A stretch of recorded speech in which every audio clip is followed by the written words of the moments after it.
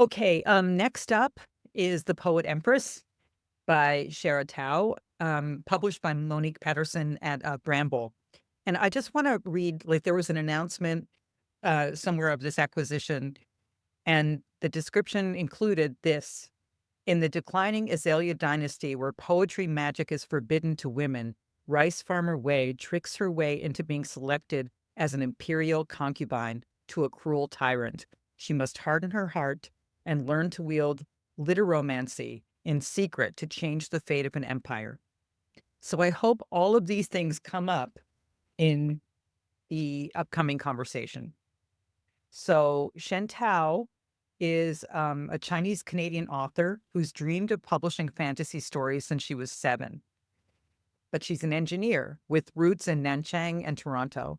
She later moved to Seattle to be closer to the mountains and the ocean, where she currently resides with her partner, her piano, and her menagerie of stuffed critters. Um, yeah, I love being near the ocean, but I have to be able to swim.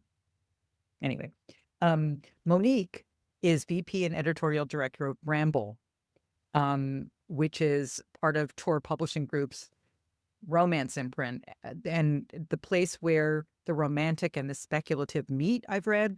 But Monique, correct me if I'm wrong. Throughout her publishing career, she's worked with numerous best-selling authors across genres, including romance, women's fiction, and fantasy. She is known for acquiring diverse voices and championing books that resonate with readers seeking fresh perspectives and compelling storytelling. Okay, now I invite Shen and Monique to start their microphones and cameras. There you are. And there you are on the digital stage, and take it away. I'm gonna fascinated by this conversation. Thanks. Well, thank you very much. Thank you, Buzz Books, for the chance to be here with you. Shen, I'm so glad that we get to talk more about this book. We have talked about it so many times, but there's so many things to continually explore. The Poet Empress is unforgettable. I don't feel like it's hyperbolic to say it's life-changing. It's mind-altering, and it's a deeply intimate fantasy epic. Every single person at the Tor Publishing Group who's worked on this book has pretty much lost their mind and fully joined the cult of the Poet Empress, in the best way possible. I feel like every sentence of this book shines like a pearl. You take us on a deeply profound emotional journey, and the moral landscape that you have us traverse is what I've come to call in my mind ferociously unforgettable. You also do a phenomenal job of balancing the sensual glories of the court with, uh, along with its disturbing underbelly. I marvel at how masterfully you've done that, among other things. And it leads me to a rather simple but highly interesting question.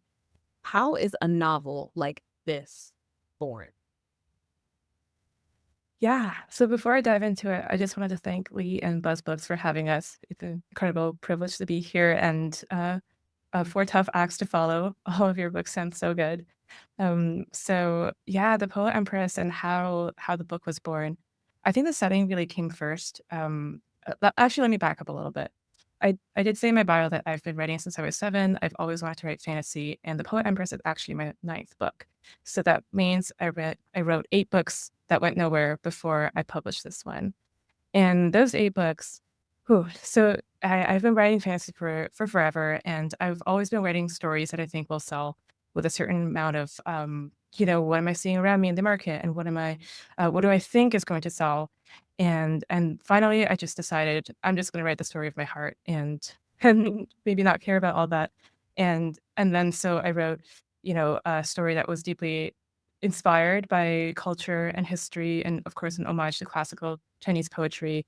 A story where a main character is a young woman who maybe could be any of us, who doesn't have any special powers, who isn't chosen or, ordained by fate, who wins through wit and resilience and empathy, and not necessarily like, special martial combat powers.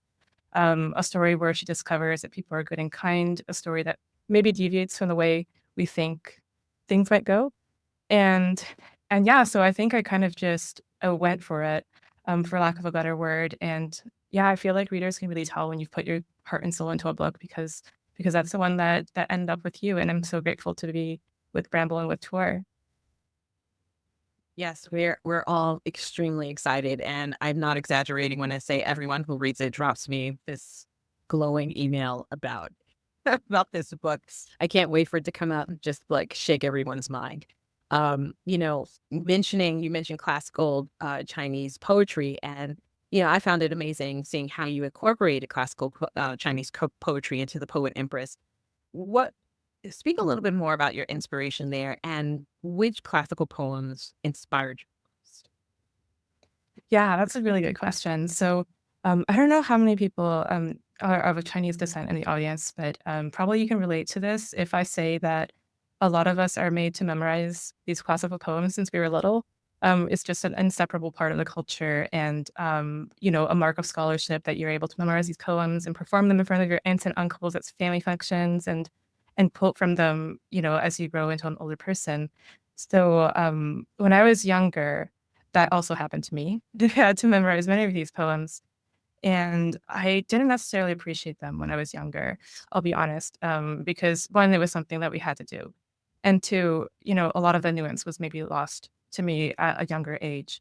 It wasn't until I came back to them when I was older that I realized, like, sort of the genius and the subtlety in those poems and the amount of things that can be expressed. And like sometimes as few as 20 characters, like 4 lines, 5 characters each. One of my favorites, and I'm not going to embarrass myself by trying to recite it in Chinese. Um, but one of them is, I want to call out this one that really resonates with me, and it's by He Zhi. I'm also not gonna embarrass myself for trying to recall the author on the spot, but I think it's a Tang Dynasty poem, and it's about this person who leaves his village when he was very young, and then he comes back to it, and it's a place that he doesn't recognize, and it's 4 simple lines, 5 characters each, and it goes something like this. Let me see if I can try to translate it on the spot. So when I was young, very young, I left home, and I didn't go back until I was older. I still had my country accent from my youth, and my hair and my temple was thinning. And when I went back to my village as a guest, the children of the village saw me, and they're pointing, they're laughing, and they're like, "Who is this? I don't recognize you. Where you come from?" And of course, it's put a lot more eloquently and beautifully and poetically than I can ever realize. But that was one of the poems I had read, like memorized as a very young child.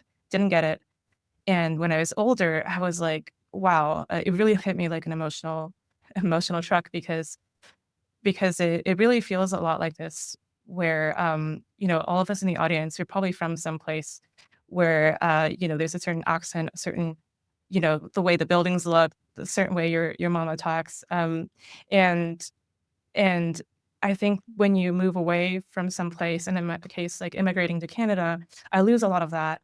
And then when I go back, oftentimes people will be like, you've changed. I don't recognize you. Who are you? Who's this person?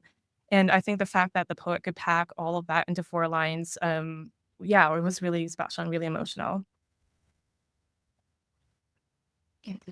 That is such a great answer, and it's really inspiring me to revisit, all the forms of poetry that I love, whether they're in music or, um, you know, straightforward like poems and just all the inspiration that I get from there. And I had a poetry teacher who in my senior year of high school who said that poetry is the language of the angels.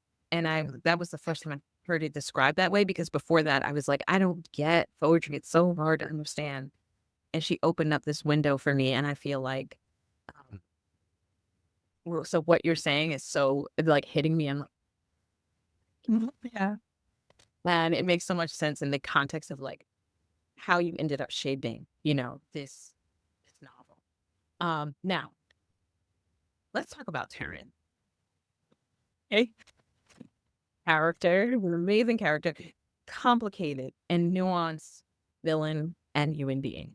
And I don't know if he would use those same words to describe him. So I want to hear more about that. But I literally can't stop thinking about him, how awful he is to life and how sad and lonely he is.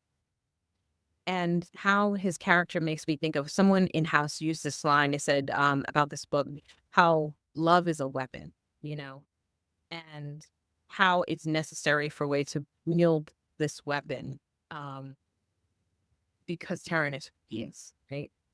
How did he first come to you as a character? And was it a struggle to balance him being the evil? I don't know. Would you use that word?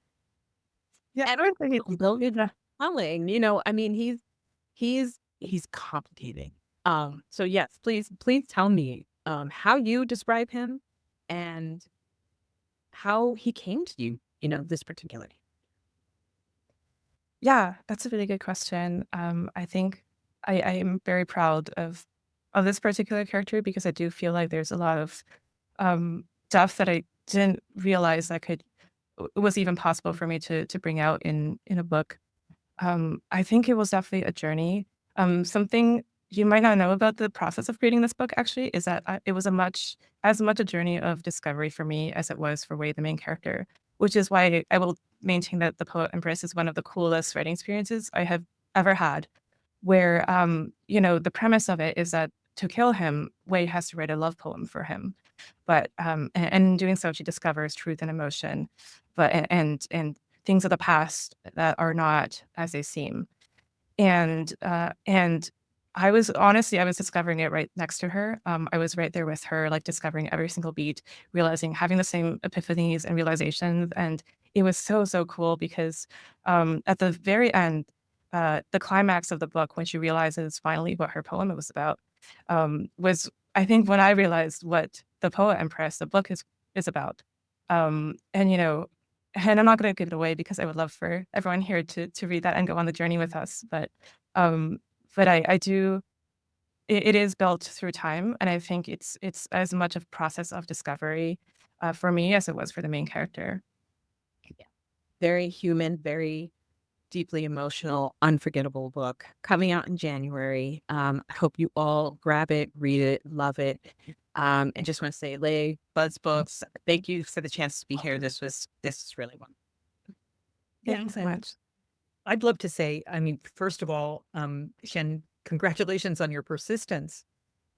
Having written so many other, you know, attempts and sticking with it and then delivering this incredible work. Congratulations. And Monique, you've been doing this for 23, 25 years, something like that, and been delivering so many wonderful voices into our universe. So congratulations on finding yet another one. And, I just want to, poetry is the language of the angels. How can we not end on that note?